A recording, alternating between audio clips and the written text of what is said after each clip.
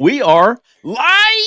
Hey, how about you, everybody? Welcome into the Corner Call-In Show. I am your host, Jeffrey Lee, Senior Recruiting Editor for Auburn Sports. Dadgummit. Today is Sunday, October the 12th, 2025 for you. It is Sunday, October the 12th, 2025 for us as well. It's crazy how that works, but it's doing it this week again. We have a fantastic show for you because we've got the fantastic fanatics listening in, calling in. We want to hear what everybody has to say about Auburn's loss to Georgia, 20-10, got on top 10-0, 20 unanswered points by Georgia, led to Auburn's third consecutive loss, 0-3 in the SEC. We want to hear as many calls as we can here tonight. Joining me, as they always are 100% of the time when they don't wear green, Mr. Cole Pinkston, Sir Allen Head. How about you, boys? How about you? So yeah. We sunk it up, man. So we decided pre-chat we're going to go black and blue. You know what I mean? A little bit fitting, maybe. A little bruisey. Yeah, a little bruisey. Well, I represent Auburn fan base. I represent the high school that gave me a free shirt. Okay. Who was from Chipley? There was a wide receiver from Chipley. Bequadius Sorry. There you go. That's Boom. I was there.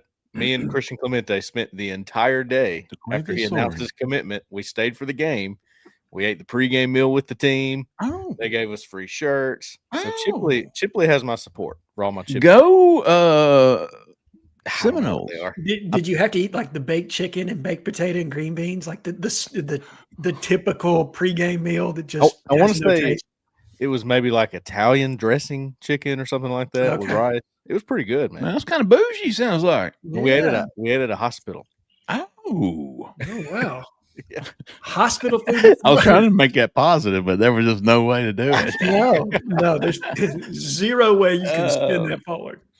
All right, we're going to talk about Auburn football, current state of the program after the loss to Georgia, talk about the game, and want to hear from as many people as possible. Before we do, don't forget, if you're in Auburn, Opelika, Lee County, looking for some real estate help, man, you're looking to sell your home, buy a house, upgrade, buy an investment property down here, which is a fantastic area to do so. Look no further for the help you need. Miss Jessica Andrus with First Realty. Give her a call, 334-704-4442. 444. Don't be deceived with all those fours, folks. She's a freaking 5-star realtor. If you don't believe me, just ask me and I'll tell you. How many fingers am I holding up? That's what I thought. 5. That's what I got. And listen, man, she is full service. When she says full service, she absolutely is.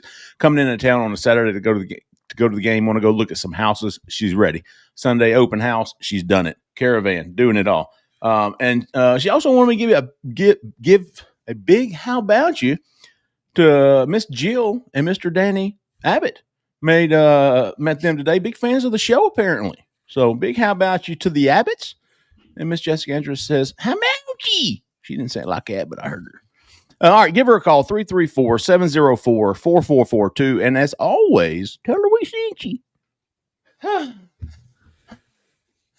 Isn't that what they do? need to be subbed. All right, Coach Pink, let's get to you real quick. Thoughts on the game, 2 minutes before we get to some calls. Just overall thoughts, man. Tough one. Another one. Golly, man. It's hard to pinpoint one thing. I don't know if I'm going to even use my 2 minutes. I can say this Auburn team doesn't handle adversity well. Like we were talking about. As soon as that fumble was called, it was over. You knew it was over. They can't handle it. You even heard Keldrick Falk say after the game, like, yeah, everybody was a little bit spooked after that or whatever he said. It's just not going to win, man. Can't win with that. Can't. And it just seems like it might be a top-down thing, maybe.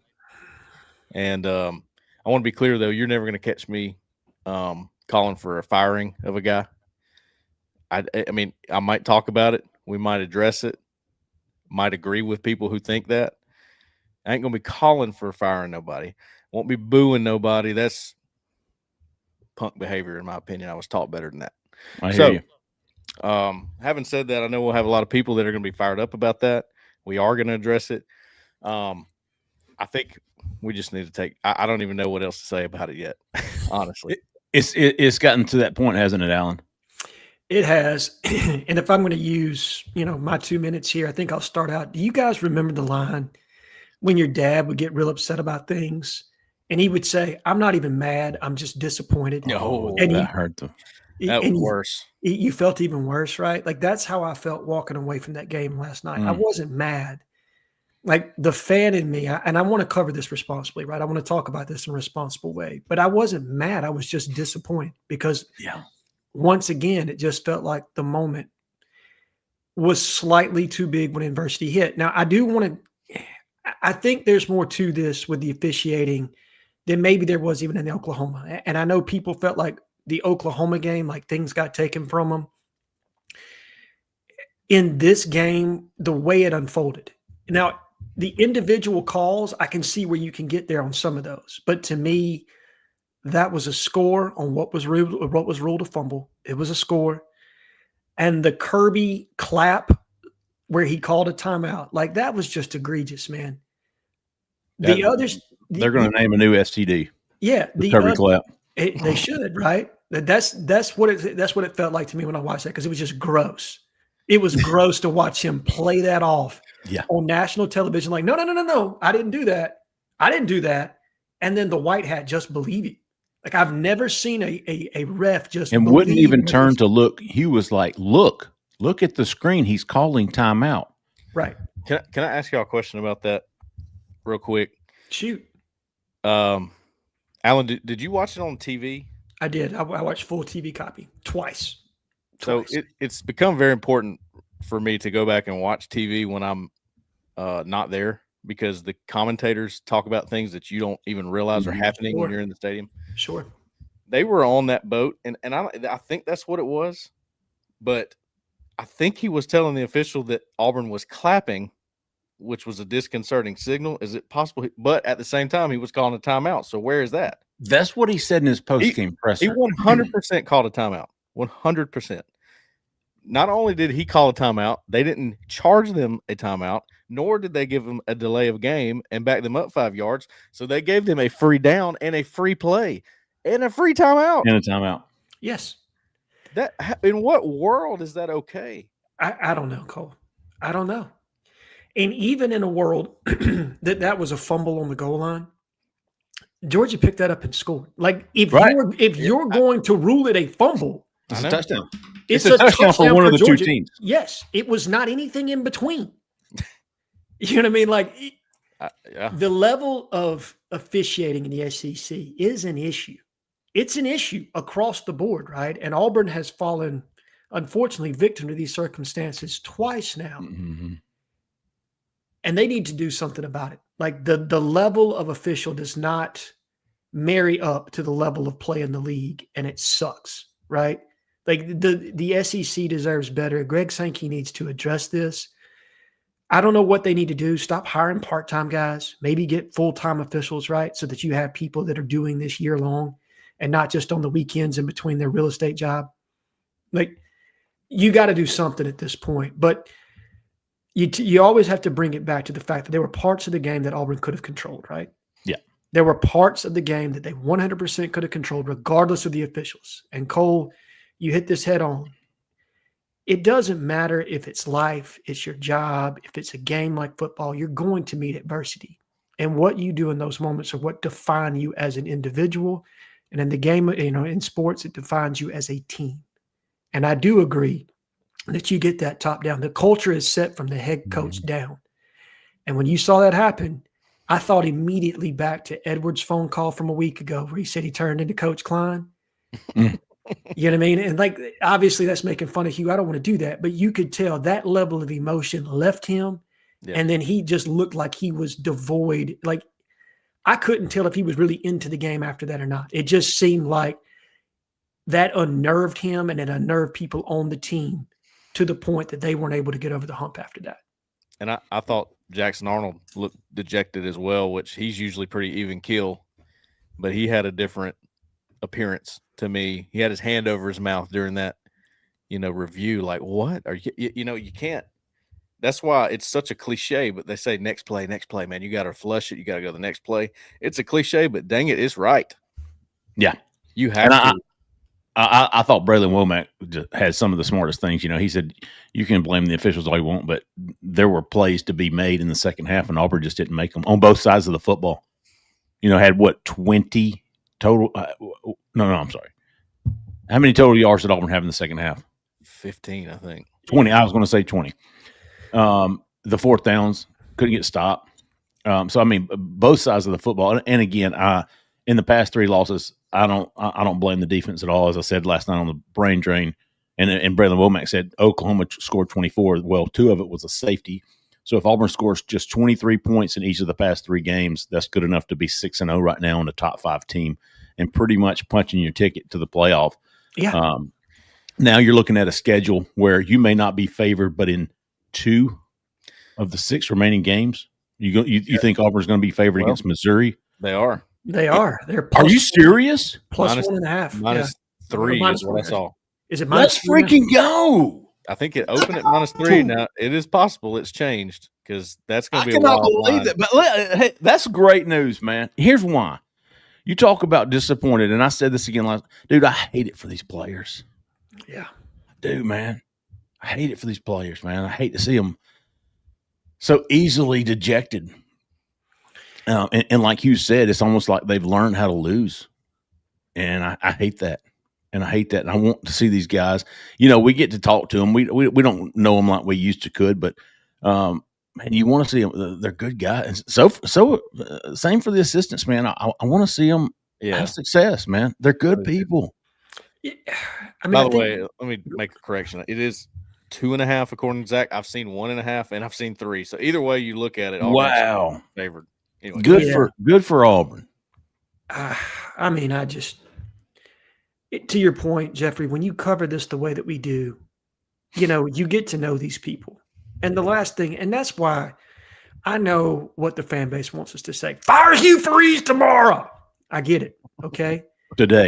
Today, right? Yeah. But when you know people, cheering for their termination of employment, it's not, there's not a professional way to do that, right? Now, do I see a world where Hugh Freeze is probably have a lot of viability moving forward? No. I think it's fair to say that that was a huge swing moment last night. And I just don't know how much momentum the program will have moving forward. But to say or cheer for his, termination, it's highly unprofessional from the seat that I sit in. And I hope that the fan base will understand that. I hope the people watching the show will understand that. But look, call in, give us your thoughts because I want to hear what you have to say. Let me say real quick before we get into it. The craziest thing about all of this, and it don't seem possible. I wouldn't bet on it. I hope nobody would. But 8-4 still on the table, man. Listen, my season prediction is 100% accurate right now. Well, it's still there. I had Auburn 3-3 going into the back 9, the back 6, and 5-1 in the back 6. Well, since Trey AU corrected me and I'm back to 7-5, mine certainly is. Damn right. And mine's certainly on the table. Now, here's the deal. You look at it on paper and you go, you see Auburn lost to number 5, Oklahoma by 6, lost to number 5, Texas A&M by 6, lost to number 10, Georgia by should have been whatever, but we'll say 10. And you're going, damn. And not one interception? Yeah. And they're 3-3. That's about how I thought it was going to go. Now, but when you watch it, you're like, God, they ought to be at least 5-1. The emotion of it, right? Like it's easy for us to sit here and say, like preseason, and I think everybody was in this boat, right? Like Auburn loses to A&M, Oklahoma, Georgia. You don't really bat an eye at it. And then you watch it unfold and it feels so differently, doesn't? And it's why you see emotional decisions like firing James Franklin at Penn State.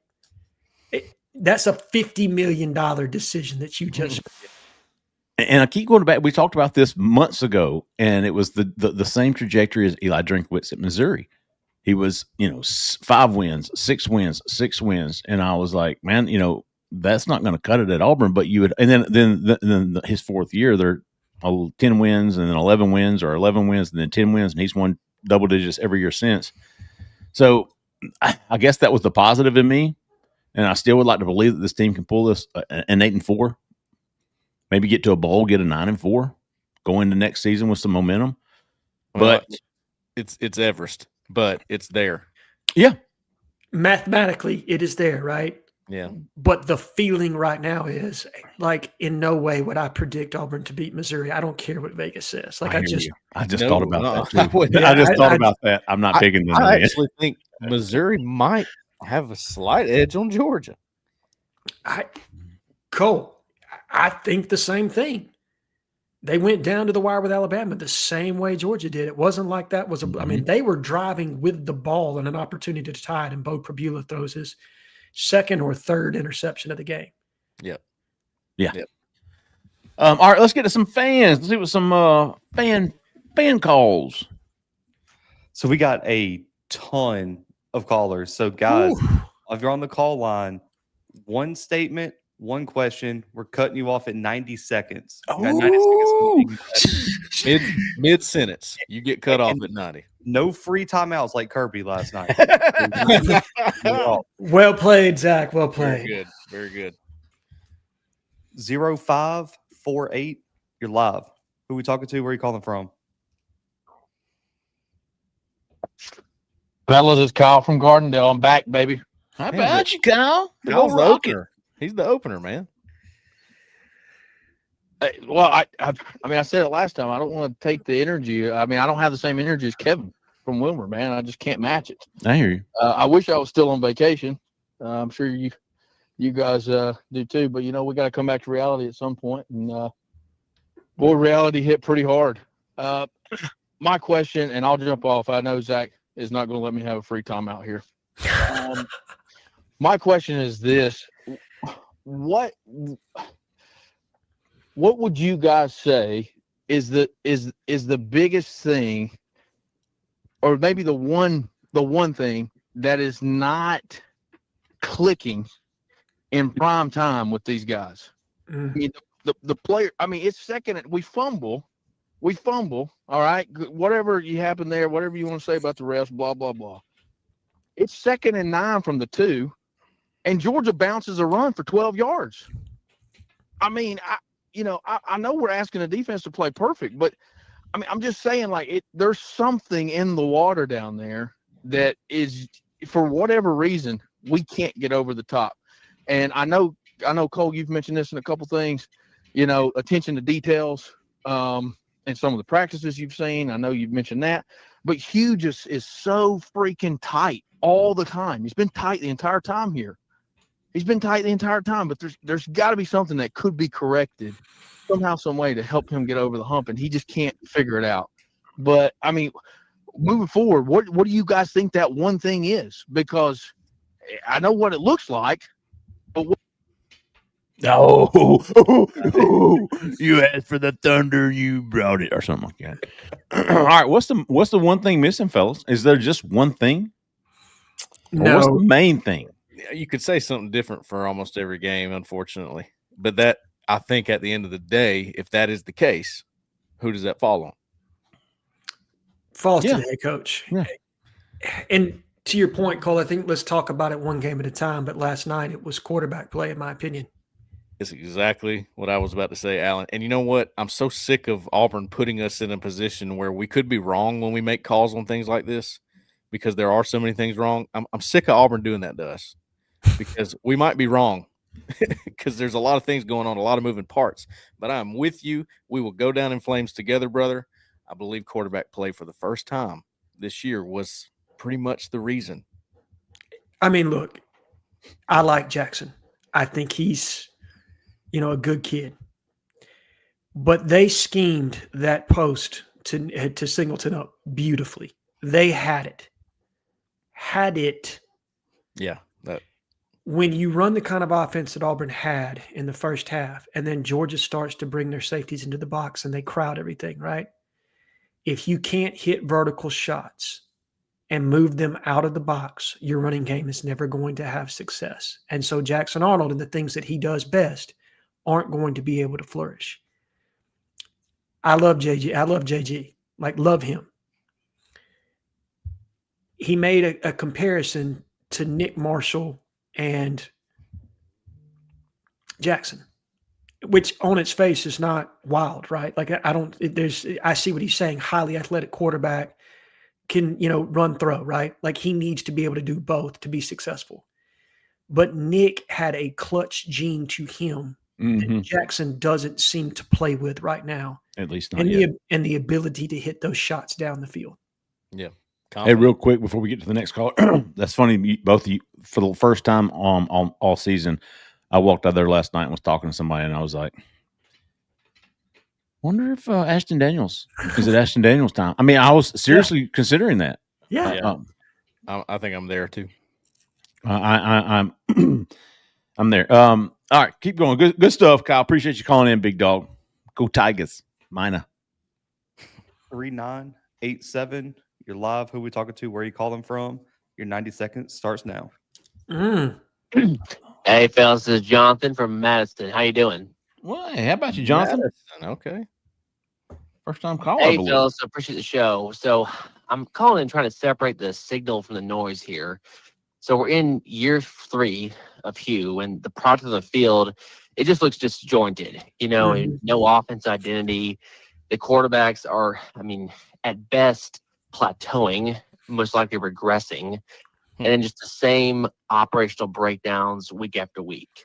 So I really do think we're at a valve moment where this thing it's past being a personnel issue and it's become an organizational one. I'm talking process, accountability, and just the ROI on the investment that we've made in this staff.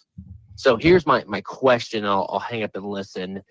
I'm just curious, what do the money people and the decision makers actually need to see before they step in and recalibrate this operation and hire someone else, someone maybe as handsome as Brian Hartline, just because from a performance perspective, the return just isn't matching the spend.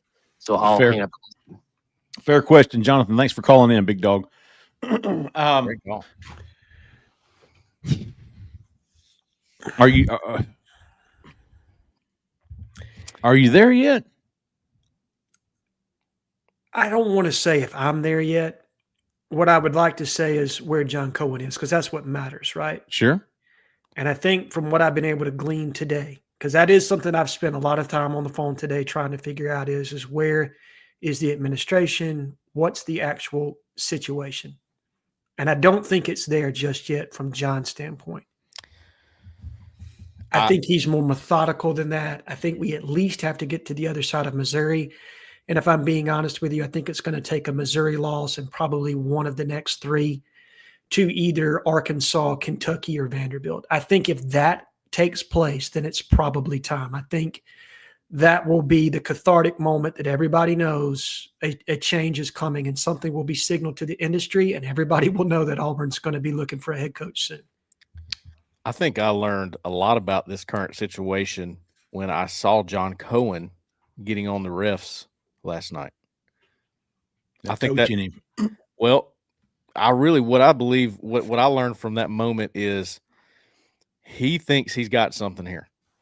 I think he still believes in what he's got in Hugh Freeze. I think he believes in the roster that he's put together. I think he believes in him. And he should. He hired him. But that right there, him, that's very uncharacteristic, if you ask me. He's not a coach anymore. He's AD. You don't see ADs doing that. I'm not saying it was wrong, but it's interesting. I think he's at his wits' end going, I'm defending you the best that I can. Mm-hmm. And he was fighting for him. He's still fighting for him. Mm-hmm. I think he is, and I don't blame him. That's his hire.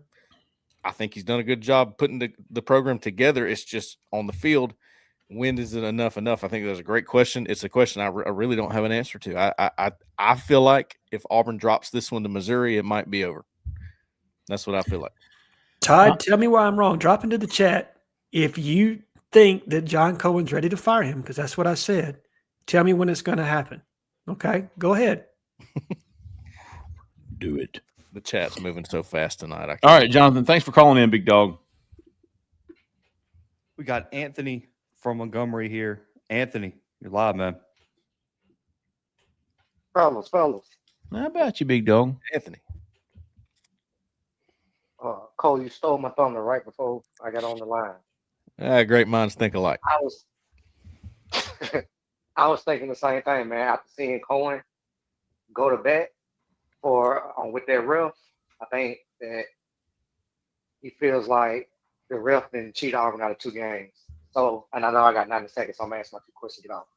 First question: is there any way Hugh can save his job? Because I feel like if we go 8-4, but the offense still a little trash, is it one of those? It's a matter of time situation. They just pulled the bullet. Y'all think they give him another year?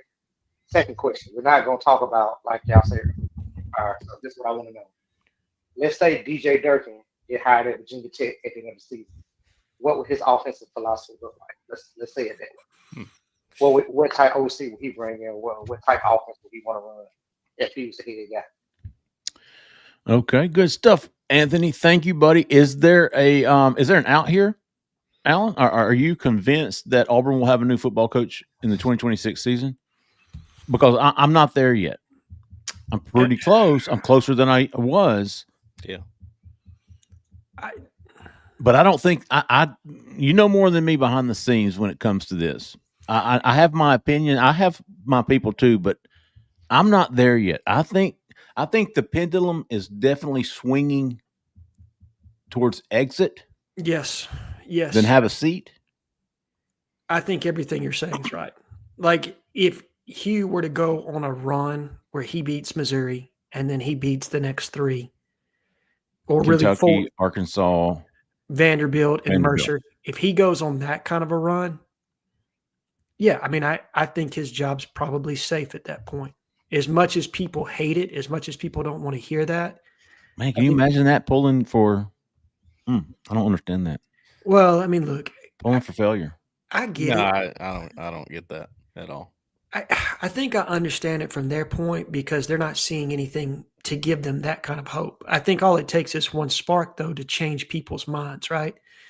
Like at this point, we can talk theoretically about Hugh getting a win against Missouri, but until people see it, that emotion's not going to change. Right now, it's so strong in the fact that people are convinced that nothing he's done to this point signals that they're going to be successful, right? Like scoring 18 points, 10 points, and 10 points in the last 3 games just makes people feel like it's going to be more of the same. So I understand where fans are at with this, and I get the distraught. But I think to not create space for the possibility that a run is there until it's not, right? Like for me, I don't call it until I know it's done. And I think it would be irresponsible for me to get into that kind of prognostication. Does it feel bleak at the moment? Absolutely. I mean, I don't know how you can't feel like everything is Everest in Cole's words, right?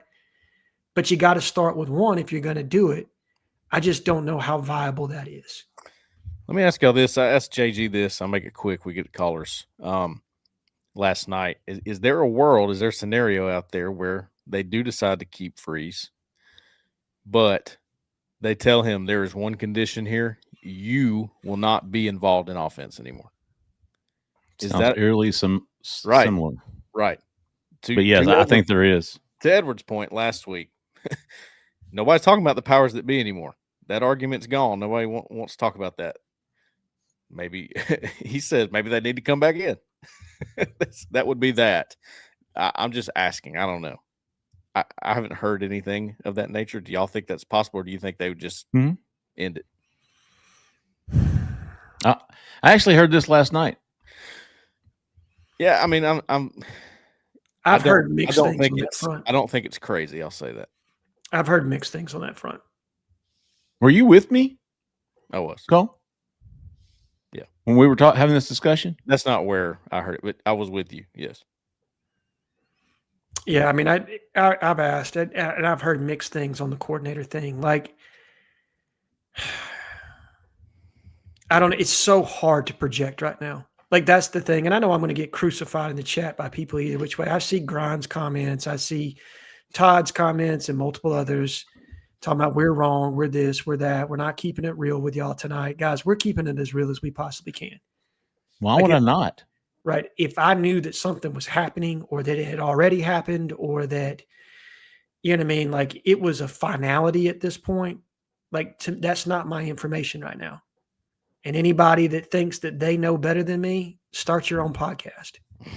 Okay. Start your own podcast. Anybody can have a podcast. Anybody can. And as far as Durkin going to Virginia or anywhere for that matter, I have no idea what kind of offense he would run. Yeah, Anthony, that might be something I look into in the next few weeks. I probably won't unless there's something done on that front. But he's been a head coach before, so it'd be interesting to see how his program looked. We have Edward here. Edward, you're live, man. What's going on, fella? How about you, Donald? Hey, man, I have to accountability, man. Hey, I came on here and guaranteed a win last week, so I got to come back on here and got to bite the bullet. But that was just the little boy in that one, man, is just a lifelong Auburn fan that's seen some crazy things in Jordan Hare, and everything was there for the taking. But hey, don't leave the game in the hands of the referee. You can look at it. I looked at the thing, when I looked at it, I told my son they're going to reverse it, because if you look at it close, man, the ball moving before you cross the plane, honestly. But it was a bang-bang play. They could have easily gave Jordan Salmon for going the other way, But yeah. I've been saying it. I want to see how we respond after that situation. Well, you come out the second half and only get 40 yards of offense. That tell me all I need to know. Helping to see all I need to see. Y'all just said it. Either you're going to do one or two things. You got to make him hire somebody else for offensive coordinator if you're going to keep him. Or else, you got to let him go. And this not me saying that, hell, he's going to be all right. He's going to get a whole bunch of money if he get fired. This ain't like the guy that's working at the local meal or something, lose his job. He's going to get a whole lot of money to walk away from Auburn. And if anybody Auburn made any sense, you be on the phone asking James Franklin, do you want to coach next year? That's what you should be doing right now. Because this ain't going to work. It was a marriage. Ain't got number love for you. You bought some good kids. We done had some good baby together, but we ain't got no future. Not along with you. No. This man probably scored 30 points in 3 years since he's been at Auburn offense. This ain't working, man. Hey, stop kidding yourself. It ain't working. But it's still one damn eagle. It don't matter. I'm going to be right with him, cheering for Missouri next week. I'm going to ride till the wheel fall off. I hope he can get it fixed. I really do. Because I kind of I like how the fact he ain't fired none of his guys that he bought with him. He loyal. So I'm being on loyal to myself. But it was damn eagle, man. Hey, we were running with the Tigers. No matter how. Good stuff, Amber. Great call, Edward. I agree. As always, great call. I love that you pointed something out that, it ain't going to be popular in the chat, on the board, whatever. But the refs, as bad as they were, they did not beat Auburn. No. Look. Auburn beat Auburn, right? Yes. At the end of the day, they beat. You need to give Georgia credit. I'm sorry. Yeah, for sure. I think the ref part's just a separate conversation, right? Like at this point. Yeah. I think you have a right, if for anybody that watched that fan that's affiliated with Auburn, to be completely pissed at the way the refs handled that situation last night. Oh, yeah. I'm pissed about it. I think you also have to admit that Auburn had an opportunity in that game to make plays, and they did not in the second half. When you turn up 20 total yards, 20. I ain't talking about one run. 20 yards. That's insane, dude. Like I feel like Cole talking about Peyton Thorne about 6,000 yards. You know what I mean? You know what? And I noticed this against Bama, but I told it, Jeffrey. Don't say it. I'm not. I was Christian and I watched the game, and I was like, Auburn better get what they can in the first half, because in the second half, Kirby's adjustments will shut them down. Yeah, that's just what he does. He has elite halftime adjustments, and sure enough, they stuffed Auburn. They turned 7 to 8 yard runs into 2 to 3 yard runs, right, and got Auburn in second and longs, and then Auburn had the one shot with Singleton that you said they dialed it up perfectly. And go ahead. What was that, Cole? You know what they did on that? I think I'm studying it as we speak. I think they had 2 play calls on that. First down was a run, 3 yards, and then they got on the ball very quickly, which meant Georgia could not substitute and change their personnel to be able to stop the post. So what does that tell you? They set it up. I think they are doing some good things. I think they changed the play calling flow, like we talked about on the board, So that now goes on the players and execution, but it goes Yeah. back. Why are they not executing? It's Right. I think they have enough talent. So it's a discombobulated mess all the way around. No, and they did the things you and I talked about, Cole. Ran the football, played with tempo. Dude, that's and- exactly what I was about to say. Even last night watching the game, I thought about you, Alan. I was like, Alan and Cole. It was run the football from Cole and play with tempo from Alan. And I was like, they're doing both, and they're having success running. 14 play, 75-yard touchdown drive to open the game. The place was lit up, and I was like, wow. They did exactly what you guys were telling them to do. What you thought, Jeffrey? We're soundproof up there. It was fantastic. As a matter of fact, before the game, when the eagle was flying and Cam's running around with his megaphone and on top of his head and carrying one on his hand. I was by myself. I like to get by myself, and just kind of take it all in. And I was like, man, this kind of feels like this might be a special night. And then I was like, nah. I'm like, oh no, not with this, no, not with this team. And then I was like, man, maybe it is. And listen, Christian and I walked out, and we were standing right in the corner of the end zone where the fumble happened on the goal line. And as soon as I was like, they go 17-0, I think the defense can hold them. That might be enough. Yeah, I thought so too. That might be enough. This is going to be big. And I thought he scored on the play before that. And I'm not sure that he didn't. Yeah. But when that fumble happened, I said, there's no coming back. It's over. And from that point on, Cole, and like, who was it? Was it Zach? Zach in the back was talking before the show. You could just feel the air in the stadium. And it was just, yeah, here just we go. completely deflated, right? And yeah, that's the other thing. I think people were a little critical of the fan base for being quiet in the second half. Like I heard some comments on that. And to me, the team has to inspire the fan base at this point, right? Like you can always have that argument. Does the fan base fire up the team or does the team fire up the fan base? Well, I think after 3 years of play like this, it's on the team, man. Like they've got to give the fan base a reason to get up, to get loud, to be motivated, and to have that belief. Like you just can't continue to not deliver on promise. Speaking of James Franklin, the last time I walked into Jordan-Hare Stadium was like, holy shit, this is an animal tonight. It was against Penn State. Yeah. And Auburn got beat like 45-6. Oh, and it's not been the same since. Even Texas A&M last year. I mean, it had its ups and downs, but just Jordan-Hare hasn't been the same because of what you just said. You think about this generation, man. You think about the 14-year-old kid out here. Dude, he hasn't seen Auburn win, and he's in what? Since he was 8 years old? Yeah. I want to give Philip Dukes credit for this. I heard Duke say this the other day. Philip does a great job on his podcast. I hope you guys listen to him too. You think about the kids Auburn's recruiting right now. There you go. Think about the last time Auburn was nationally relevant. Those dudes were 12. 2017? 18? 19? 19, yeah. Oh, yeah, it was Gus. That's right. Gus was in 20. 6 years ago. If these kids are 18 now, they were 12. If you're 17, you were 11 the last time Auburn was nationally relevant. And it has been 6 and 7, 6 and 7, 5 and 7, 6 and 7, 5 and 7, and now here we are this year. Let's get some more phone calls. We've got about 20 minutes left in the show. I want to get to as many as we can. We got the Bama lover here, Carter. Oh, man. And how about you? How about you, B-Dog? Oh, man. I've been better. I'm sick of dealing with this shit.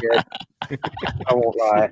I hear you, man. Look, it's hard being an Auburn fan right now. I'm not trying to be a negative Ned, and I hate hearing all these fires you freeze posts, but I'm just going to say something. I think that really and truly, if he wants to hang on to his job and not feel that fire breathing down his neck or up his ass, he's gonna have to find a way to get to 8 wins. And I agree. I still think even then, something's going to have to be done with an OC, and I'm just so disappointed because you can't let.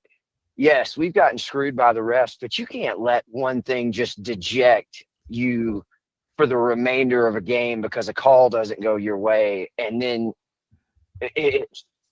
why can we not make halftime adjustments, guys? That incinerates me. Fair question. I don't Fair know. question. Don't know. I think it's because they don't exactly know what their identity is on offense, and if you don't know that, it's hard to adjust. Well, that's the part to me, right? Where there doesn't feel like a lot of hope when you don't know what your identity is and you are 6 games into the season. Like you don't know what to hang your hat on at this point. That's tough, man. That's tough. Yep. Yeah. I will say that speaking of dejection, Carter, I thought it made me feel strange watching it. And I sat there for a second and just contemplated over what I just watched and witnessed. It was when there was a play. I can't remember exactly what happened, but Auburn wanted a review on it. And they sat there. Targeting. The mistargeting call on the tight end. Yeah. Okay. So that, right. So they sat there and didn't run a play and used a very important timeout just because we deserve that. No, you don't. You run the play. Right. That's not your job. Run the play. See, that kind of stuff right there, as you said, Carter, incinerates me. You ain't winning football games with that mentality. Forget it.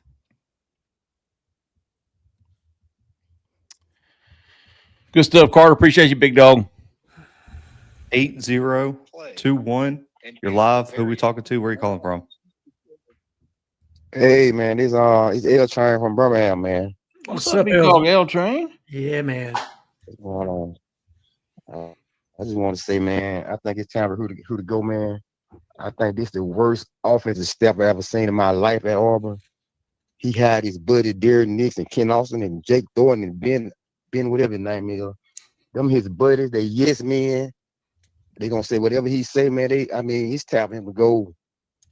I have never seen Auburn offense this bad. I wish they got to get him out of it because we got to start recruiting somebody. We got the coach to start recruiting for December.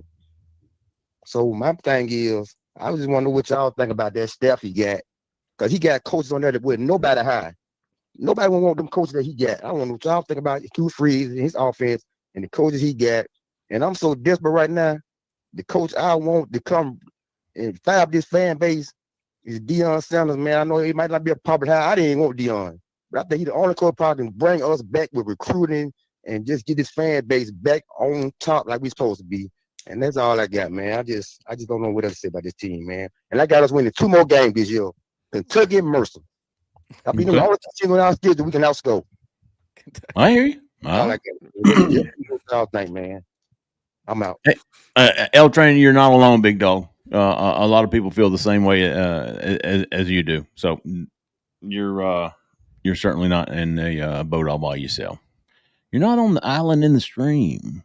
I am annoyed that we're in this situation again where Auburn is in a holding pattern and signing day is 2 months away. Less than. Yeah, it makes for a surprise. Maybe some surprises on signing day, but are they good? You never know. Right. That would be so hard, right? Because when we did this the first time, when we're talking 2022, signing day was still the third week in December, right? It was like 21st.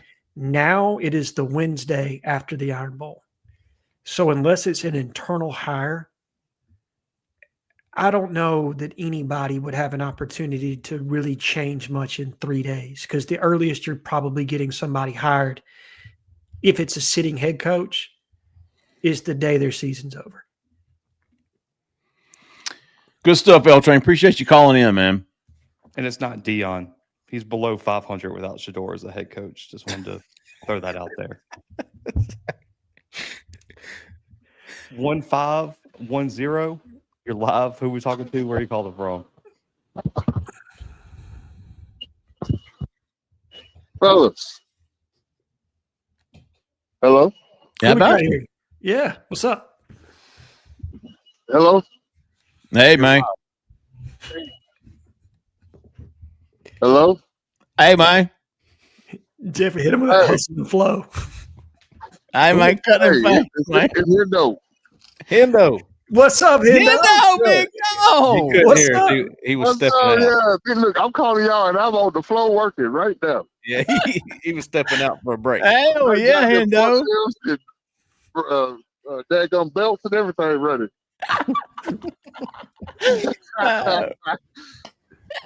My man Hey. said I stepped out on my Marlboro break. Come on now. Hey, look here. I'm gonna make it real quick though. But here's my statement. Look here. I ain't saying nobody need to get fired or whatever, but some decisions might have to be made soon. But one thing I can say, when we fumbled that ball and the steam went out of everybody on that team, and Hugh Freeze made his halftime interview, and he seen a tear come out of his right eye. To me, Hugh Freeze need to get some gonads and be a man. And you go in that locker room and you let them have it and you give it to them. You can't be soft all the time. You can't let somebody take your cookie and you run and hide. And sometimes you got to stand up and be a man and make everybody else on that team step up and let's go out here and take our cookie back. You can't let people come in and take your cookie. I hear you. And that's one thing I see. You can't be soft in this world because don't nobody care. They out for theirs. You got to be out for yours. And you got to quit letting people run over you. I don't care if it's the officials or whoever it is. You take your cookie back. Quit letting people play you.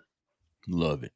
That's my statement, and I'm going to let that be. And also the next thing is, if Hugh Freeze does stay, do you think you need to clean out his whole offensive staff and let's start over and bring some new faces in? Because to me, the offensive line is just not getting where they need to be. Our tight ends the tight ends have been unbearable for the last 3 years. It's time for a change. And I think, me personally, if Hugh Freeze stays, his staff needs to go, and it's time to bring in some new faces. And it's time for him to be a CEO coach and let the offense go and just recruit and get the players in. Hendo, That's where I'm going to leave it at. I want to know what y'all opinions are. I got to get off of here and get back to it. get on it, big dog. Appreciate you calling in, Hendo. One of our most loyal listeners. I will say this. I'm not opposed to, if you're going to bring in a new OC, I'm not opposed to letting him hire his own staff. Sure. That's the game, right? That's how it works. I would tell you that anybody that's going to be an OC that would take this job knowing probably the pressure that Hugh's underneath isn't going to sign on unless he's bringing at least 2 of his own guys.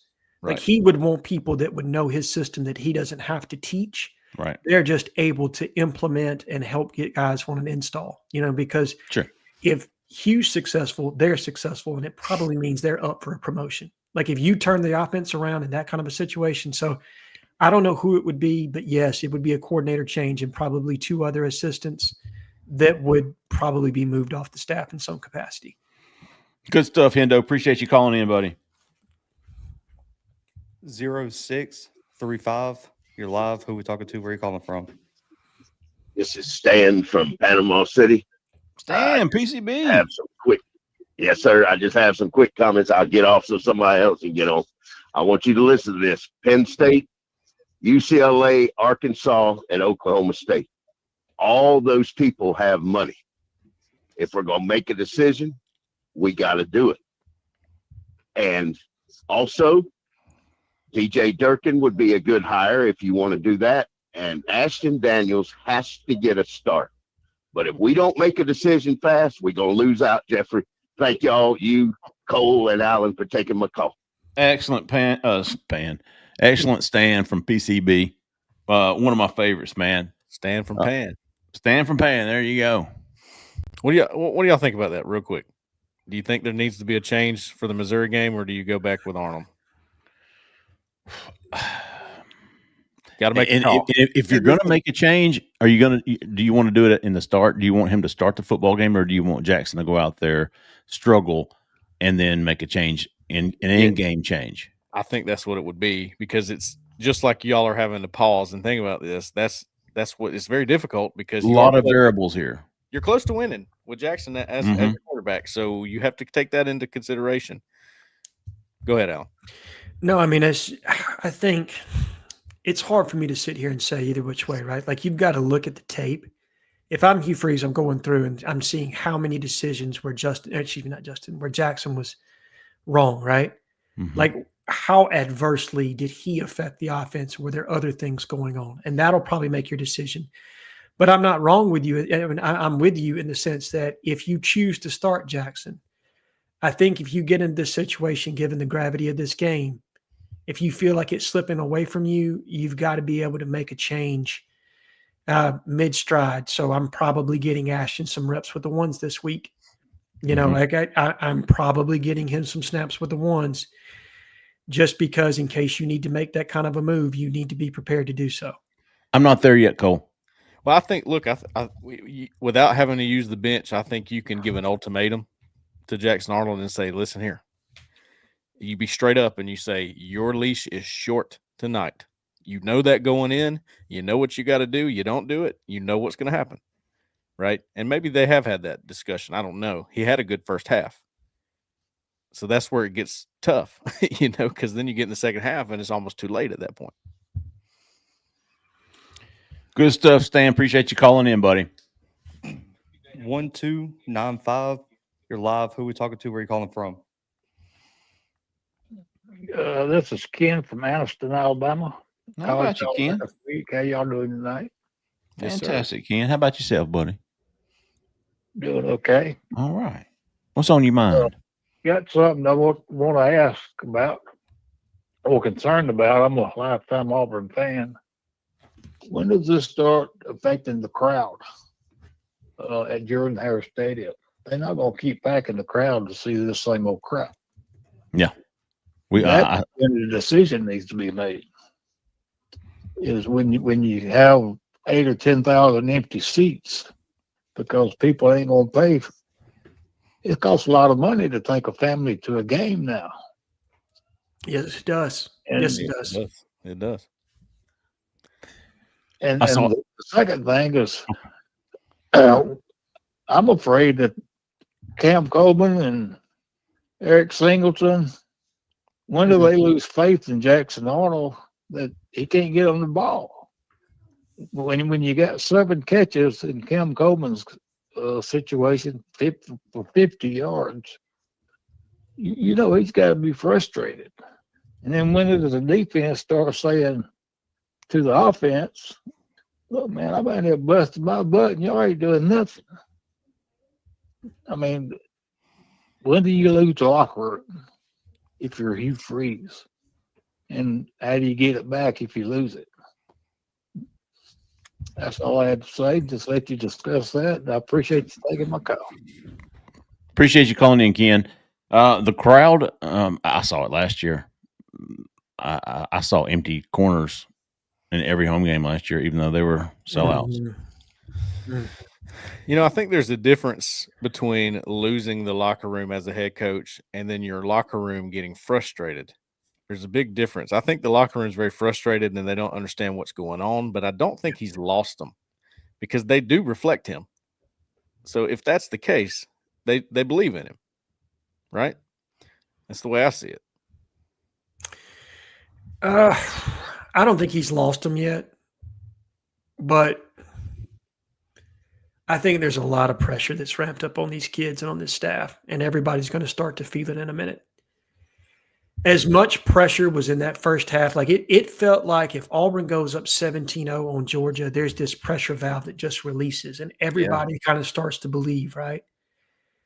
And then when you left that game, it felt like a funeral. That's the feel I had coming out of that game, and you wonder how the team is feeling right now. And it's now more pressure starting to mount on them that might create doubt. I mean, when you don't have success on the field, I think it leaves space for doubt. And so I don't know that we're at that point just yet, but I do think that there's been enough doubt created in the fan base that, to his point about how expensive it is to go to games, that there's the potential that you start losing fans in the stands. Because who wants to pay? You know, we do an ad read, you know, for a great It's not. Who's Game Time, right? We do an ad read for Game Time. And I looked on Game Time. I did. I took a look on Game Time just to see like what the cost of an average ticket was to the game. And it was around $400. Great day in the morning. $400 for a Georgia game ticket, right? Now that's, you know what I mean? That's coming off of secondhand, right? But all the same, to pay that kind of money and that's not even including parking, tailgating if you're doing that, food after the game, all the other things, hotel room if you're coming from out of town, don't have time to drive back. I mean, that's a lot to ask. And then for the product to not necessarily be reflective of probably what you're not probably of what your fan base deserves, it's going to cause people not to come to games if the product doesn't improve soon. Yeah. Ken, appreciate you calling in, buddy. Last caller of the night, 1370. You're live. Who we talking to? Where are you calling from? Hey, this is Lord George. How y'all doing? LG. So glad it's not what's his name from Niceville. Darren. I like Darren, man. I think he just had a tough call last week. All right, LG, talk to us, big dog. I saw you out there stalking the recruits and stuff. Stalking Cole. Yeah, dude. Somebody else was taking pictures of him. I wasn't that stalky. Yeah, good gracious. Dude, somebody took a photo of you? Like 10. Yeah. And dropped it in the chat. Recruiting thread and all that. There's some big dudes walking in there, man. It's impressive what the recruiting that engine is still humming. That's a positive. Was down there, man. Just got back to Nashville and stuff. It was, man, what an environment. It was beautiful, great weather.